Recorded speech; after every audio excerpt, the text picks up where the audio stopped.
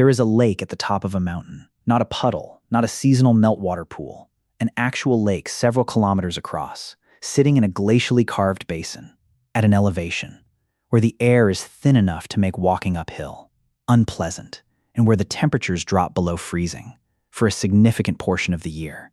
It is surrounded by bare rock and sparse, alpine vegetation. The nearest river system is hundreds of meters below, connected to this lake by nothing more than a steep, dramatic, entirely unswimmable waterfall. And there are fish in it, not one or two fish, that someone can explain away as an oddity, or an accident fish, a population of fish living, reproducing, maintaining themselves in this isolated body of cold water that has no apparent connection to any body of water they could have swum up from. How did they get there? This is one of those questions that sounds simple, almost embarrassingly simple, but the answer turns out to involve geological time, evolutionary biology, the physics of ice, birds with specific eating habits, the behavior of ancient humans who were carrying things up mountains for reasons that made complete sense at the time, and at least one mechanism that is so counterintuitive that most people, when they hear it, immediately want to argue against it before the evidence is explained. The fish in the mountain lake did not swim there. The mountain lake did not come to the fish. Something else happened across, a range of mechanisms so varied and so interesting that the actual answer to this question is considerably more entertaining than the simple framing suggests. Start with the geological baseline, because some mountain lake fish got there, the old-fashioned way. The mountain used to not be a mountain, or the lake used to be connected to lower water systems, or the fish got there when the geography was fundamentally different from what it is now. Mountains are not permanent features of the landscape on geological timescales. They rise through tectonic processes over millions of years, and the lakes that form in them, carved by glaciers formed by tectonic activity, created by lava flows, form in basins that were once at lower elevations, or that were once connected to lower water systems, before the landscape was reshaped by the same forces that built the mountains. Lake Titicaca, at approximately 3,800 meters elevation, on the Andean Plateau, contains fish species, including the giant Titicaca water frog, an animal so strange. It looks like it was designed by a committee, alongside multiple fish species that are related to species in Amazonian river systems. These species are there because Lake Titicaca was once at a lower elevation and was connected through ancient river systems that have since been disrupted by ongoing Andean uplift to the lowland fish communities of the Amazon basin. The fish were there before the mountains were as high as they are now. The mountains rose around them. This is called vicariance, the isolation of a previously connected population by a geological or geographical change. The fish did not travel to the mountain lake. The mountain lake traveled to an elevation that isolated the fish, already present in the water body, given enough time and enough elevation change. This mechanism can place fish populations in locations that look completely inaccessible from any angle of modern geography. The specific fish that end up in mountain lakes, through vicariance, are often highly endemic, found nowhere else on Earth, because their isolation has lasted long enough that they have diverged evolutionarily from their ancestral populations. Lake Titicaca's fish fauna contains multiple species and subspecies found nowhere outside the lake, products of the evolutionary diversification that millions of years of isolation produces. Ancient humans living near high elevation lakes, containing vicariant fish populations, were interacting with what were, in evolutionary terms, some of the most isolated and most evolutionarily distinct fish populations on Earth, without any knowledge that those fish were there, because the ground beneath them had been rising. For millions of years now address the ice mechanism, because this one is the most physically counterintuitive and the most fun to explain. During glacial periods, and there have been many of them across the Pleistocene epoch, the geological period that covers most of ancient human existence, glaciers covered enormous areas of mountain terrain. These glaciers were not static. They moved. They flowed down slope over thousands of years, carrying enormous loads of rock, sediment, and critically, anything that was in the water they incorporated. When a glacier moves across a lake or river, it can incorporate water, including the fish present in that water, into the ice mass. Fish eggs are particularly susceptible to this incorporation. Fish eggs are small, relatively robust to freezing under specific conditions, and are present in huge numbers. In the shallow areas of lakes and rivers, where glacier-water interaction is most intense, the glacier then moves over years and decades.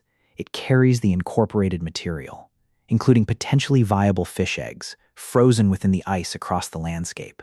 When the glacier melts, either seasonally at its margins or terminally, when climate warming reduces its mass, the material it has been carrying is deposited, wherever the ice happens to be, when melting occurs if the glacier has moved upslope, or if its terminal moraine is at a higher elevation than its origin. Material from lower elevation. Water systems can be deposited at higher elevations.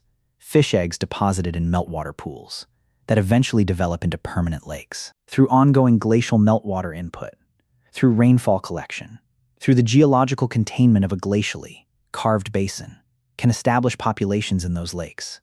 If conditions are adequate for hatching and development, the specific conditions required for fish eggs to survive glacial transport are not trivial: temperature, oxygen availability, and physical protection from grinding within the ice all affect egg viability. Not every egg transport attempt succeeds, but across the enormous timescales and enormous spatial scales of glacial activity during the Pleistocene, the number of egg transport attempts was vast, and the cumulative probability of successful establishment in some fraction of those attempts is sufficient to explain the presence of fish in lakes where no other mechanism is obviously applicable. Ancient humans living in mountain environments during or immediately following glacial periods were inhabiting landscapes that had been recently reshaped by exactly these processes.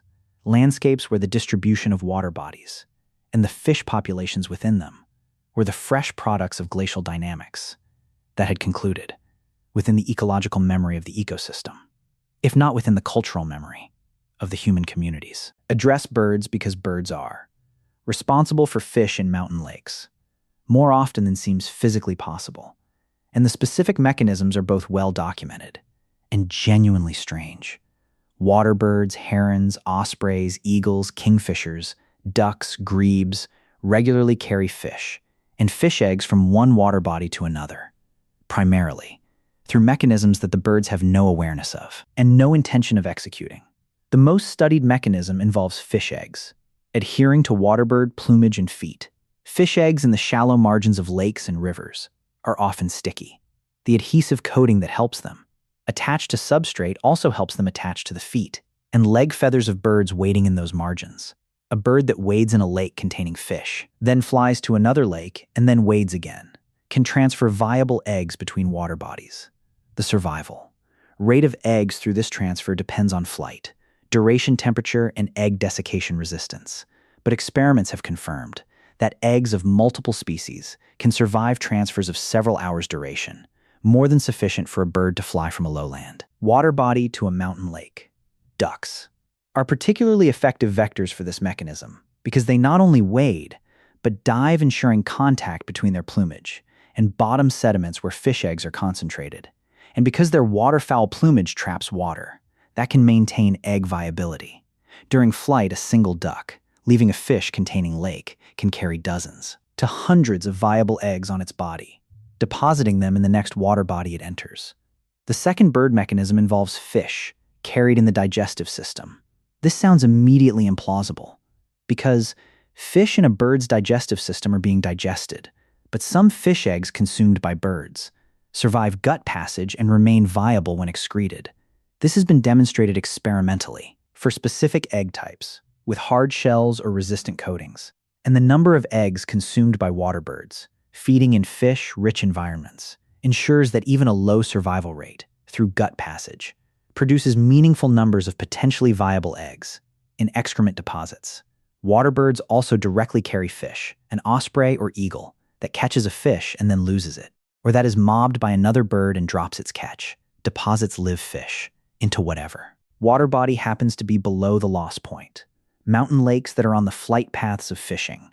Raptors are therefore periodically receiving live fish from lower elevations. The probability that any specific drop results in fish surviving and establishing a population is low across decades and centuries of raptor activity. the cumulative probability becomes significant. The water connection mechanism deserves examination. Next, because many mountain lakes that appear completely isolated actually have seasonal or periodic surface connections to other water bodies that are not visible to casual observation. By the way, if you want to go even deeper into the secret lives of ancient humans, I just launched a full course called The Secret Lives of Ancient Humans. 10 modules, 3+ hours of content, covering everything we never talk about on YouTube, what they feared, how they communicated, what hunted them, and much more. Plus an exclusive PDF guide included. Link in the description, see you inside. Snowmelt and heavy rainfall events create temporary surface water connections between normally isolated water bodies that can last from hours to weeks. During these connection periods, fish can move between bodies of water that are completely separate. Under normal conditions, a fish population in a lake at one elevation, connected by a temporary meltwater channel to a higher lake during spring snowmelt, can colonize the higher lake through active swimming upstream. During that window of opportunity, the fish species most likely to colonize mountain lakes through this mechanism are the species with the strongest motivation. For upstream movement, the salmonids, whose anadromous members evolved, the specific physiological and behavioral drive to move upstream that makes them capable of ascending steep gradients and navigating temporary channels that other species would not attempt. Ancient humans in mountain environments were well acquainted with this mechanism, even without understanding it mechanistically. The specific, seasonal appearance of fish in high elevation, streams and pools following snowmelt, a phenomenon that any attentive observer of mountain hydrology would notice, was probably integrated into the ecological knowledge of ancient mountain communities as a predictable, seasonal event with specific, practical implications for food acquisition. The ancient person who knew that a specific, high mountain pool contained fish in the weeks following the spring snowmelt, and who planned seasonal movements to coincide with this availability, was working with accurate ecological knowledge derived from sustained observation of a pattern that has a specific physical explanation. Now address the ancient human mechanism directly, because this is the one that is both most directly relevant to the channel's content and most definitively documented in the historical record. Ancient humans carried fish to mountain lakes. Deliberately, this is documented in sufficient historical and archaeological contexts to be beyond reasonable dispute, and the motivations behind these translocations were varied, specific, and in each case completely rational, given the circumstances and knowledge of the people involved. The most extensively documented ancient human fish introductions to mountain lakes involved salmonids, trout primarily, and occurred across multiple mountain systems, on multiple continents.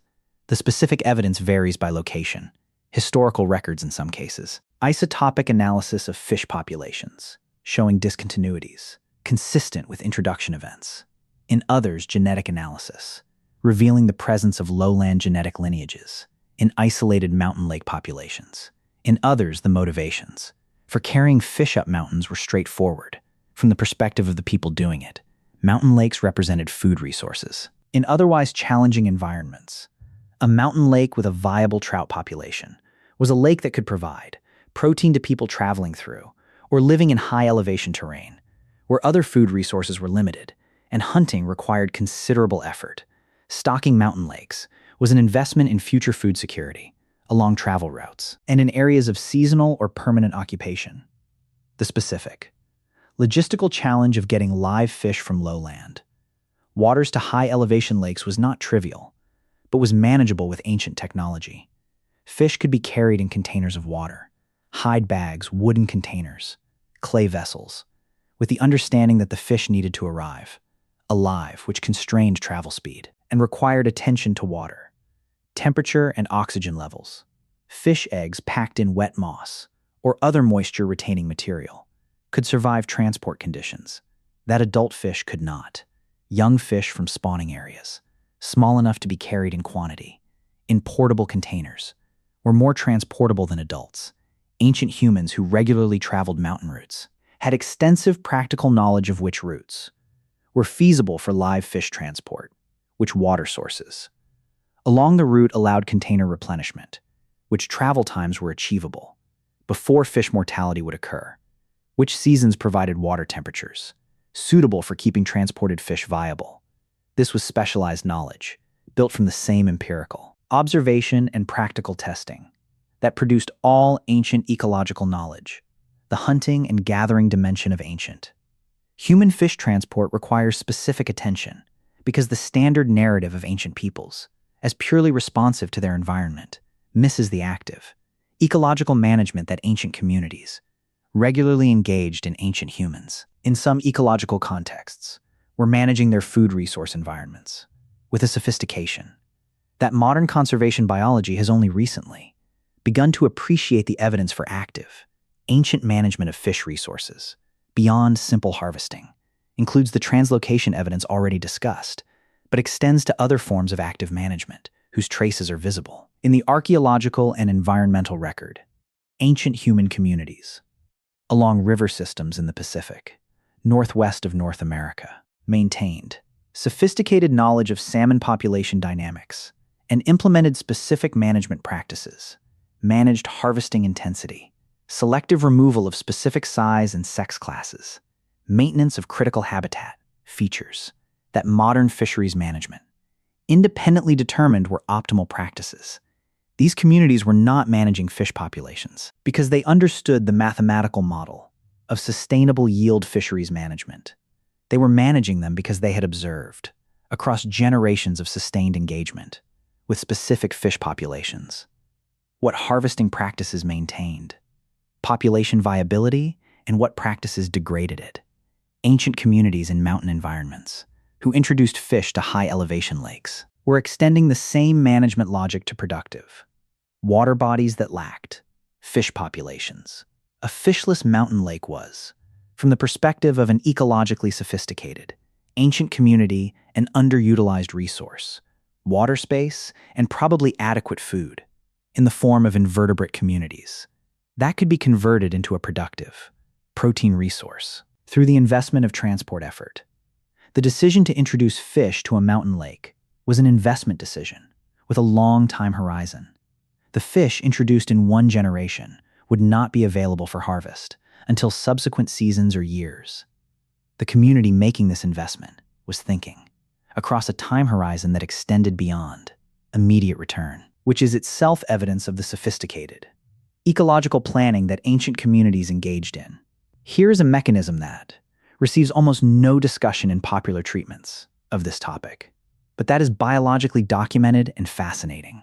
Tornadoes and waterspouts, strong rotational wind phenomena, waterspouts over lakes and rivers, tornadoes moving across water surfaces, can lift water and the organisms within it, carry those organisms in the air column for distances ranging from hundreds of meters to several kilometers, and deposit them when the atmospheric conditions change.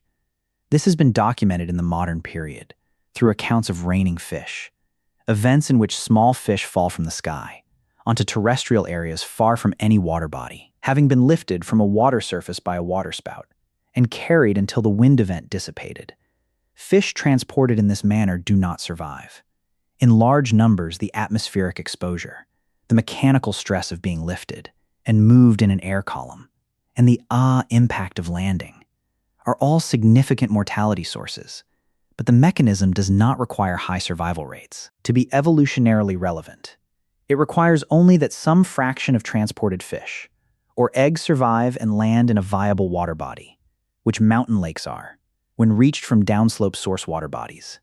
Ancient humans who witnessed fish falling from the sky, which was a documented phenomenon that multiple cultures incorporated into their cosmological frameworks as a remarkable natural event, were observing the most dramatic version of the aerial fish transport mechanism.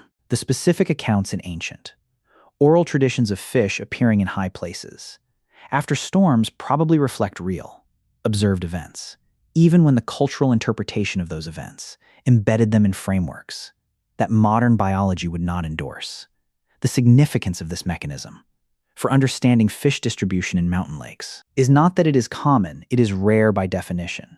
Its significance is that it demonstrates the completeness of the suite of mechanisms available for fish colonization of isolated water bodies, every mechanism that could plausibly move fish upslope: geological change, glacial transport, bird vectors, human introduction. Atmospheric transport has been demonstrated to work, in at least some contexts. The actual fish in actual mountain lakes represent the cumulative outcomes of all of these mechanisms, operating across the full time scale of those lakes. Existence, the ecological consequences of fish, introduction to mountain lakes, whether by ancient humans or by any other mechanism, deserve examination, because the arrival of fish in a previously fishless lake produces dramatic and specific changes to the entire lake ecosystem. Mountain lakes that have no fish contain specific ecological communities built around the absence of fish predation. Zooplankton populations, the tiny aquatic invertebrates that are the primary food source for small fish, reach densities and develop behavioral patterns that reflect their evolution. In the absence of visual predators, aquatic insect larvae, including the larvae of the mayflies, stoneflies, and caddisflies, that are the primary invertebrate food of trout, are abundant and active in the daylight hours that fish predators would make dangerous. The introduction of trout to a previously fishless mountain lake triggers what ecologists call a trophic cascade, a series of interconnected effects that propagates through the food web from the point of introduction. Trout consume zooplankton directly and compete with zooplankton for algae.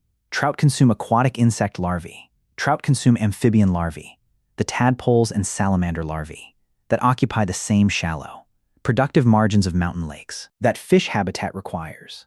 The specific vulnerability of mountain, frog, and salamander populations to fish introduction has been extensively documented. Multiple high-elevation amphibian species that declined dramatically in the 20th century have been identified as declining, specifically in lakes that received fish introductions, while recovering in lakes that never received fish, or from which fish have been removed. The ancient human fish introductions to mountain lakes were not ecologically neutral events. They were transformations of lake ecosystems that persisted indefinitely, once established. Ancient humans who introduced fish to mountain lakes were probably aware that the introduction changed the lake, the fish they subsequently harvested from introduced lakes were evidence that the introduction worked, but the broader ecological consequences for non-target species would have been below the level of observation or concern given the knowledge frameworks of the time. Here is the full picture of how fish actually end up in mountain lakes. Some arrived before the mountains did through vicarians, isolated, in water bodies that were carried to high elevation by the same geological forces that built the mountains. Over millions of years, some were carried by glaciers during the Pleistocene, their eggs frozen into ice masses that transported them from lower elevation, water bodies to high basins, where they were deposited as the glaciers melted. Some were transported by waterbirds whose feet, feathers, and digestive systems served as vectors for fish eggs, moving between water bodies, along migration routes that crossed elevation gradients. Some colonized through temporary hydrological connections during snowmelt events that briefly linked otherwise isolated water bodies. Some were carried there deliberately by ancient humans, who recognized fishless mountain lakes as underutilized food resources, worth the logistical investment of stocking them. Some arrived via the most dramatic route, falling from the sky, after atmospheric lift events that nobody witnessed. Because the event occurred far from any human observer, the mountain lake with fish in it is the product of whichever subset of these mechanisms was applicable to its specific geography, geology, elevation, and history. Multiple mechanisms can apply to the same lake, sequentially across its existence.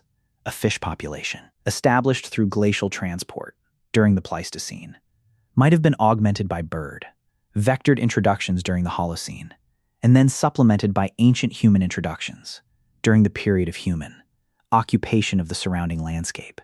Ancient humans who fished mountain lakes and who thought carefully about those lakes and their fish as ancient peoples, who depended on specific food resources for survival, tended to do were confronting the same question that opens this video, without the benefit of any of the explanatory frameworks described above. They knew the fish were there. They knew how to catch them, what they made of, the question of how the fish had arrived in a lake that had no apparent connection to lower water bodies, was probably embedded in whatever cosmological framework their community used to explain the remarkable features of the natural world. Some of those explanations were probably more accurate than others. None of them would have predicted the glacial transport mechanism, or the bird egg adhesion mechanism, or the trophic cascade, consequences of fish introduction. But the practical ecological knowledge that mountain lakes could contain fish, that those fish were worth the effort of reaching, that stocking new lakes was a worthwhile investment of effort, was accurate, practically useful, and reflected the genuine sophistication of ancient, ecological understanding applied to the specific resources of mountain environments. The fish are in the mountain lake, the ancient human, climbing toward it with a container of water, and two live trout was not asking how fish ended up in other mountain lakes. They were making sure that this one had fish in it for the next person who came through. That is a reasonable priority.